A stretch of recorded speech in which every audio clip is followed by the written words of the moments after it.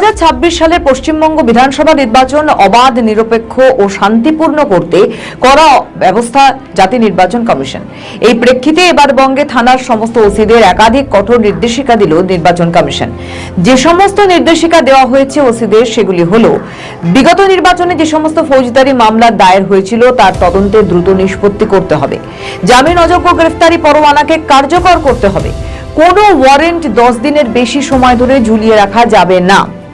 বিগত দিনগুলোতে যেসব জায়গায় রাজনৈতিক সংঘর্ষ, বিক্ষোভ হয়েছে সেই সব ঘটনার অভিযুক্তদের চিহ্নিত করে শাস্তির ব্যবস্থা নিতে হবে।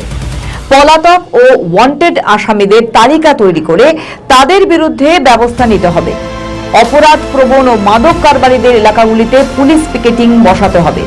দুষ্কৃতী গা ঢাকা দিয়ে থাকতে পারে এমন সব হোটেল, পানশালা, ধর্মশালা ইত্যাদি জায়গায় নিয়মিত তল্লাশি অভিযান চালাতে হবে।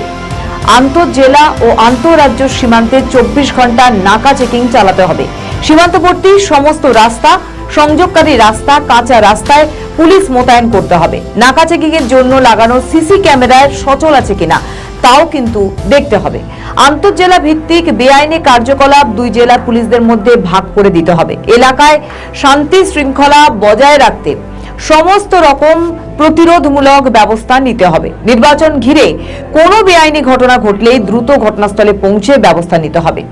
রাজনৈতিক দলগুলির প্রার্থীদের নির্বাচনী সভা, পথসভার ক্ষেত্রে উপযুক্ত নিরাপত্তা খতিয়ে দেখতে হবে। প্রচারে আসা রাজনৈতিক হেভিওয়েট ব্যক্তিদের সুরক্ষা দিতে হবে। এমনকি নির্বাচন আধিকারিকদেরও উপযুক্ত নিরাপত্তা নিশ্চিত করতে হবে ওসিদের। কমিশনের জারি করা এই সমস্ত নির্দেশিকা মানা না হলে ওসিদের বিরুদ্ধে কঠোর থেকে কঠোরতম ব্যবস্থা নেওয়া হবে বলে হুঁশিয়ারি দিল জাতীয় নির্বাচন কমিশন। রাজনৈতিক বিশেষজ্ঞদের মত, ওসিদের এই নির্দেশিকা জারি করে আদপে পরোক্ষে তৃণমূল সুপ্রিমো মমতা বন্দ্যোপাধ্যায়কেই কড়া বার্তা দিল কমিশন।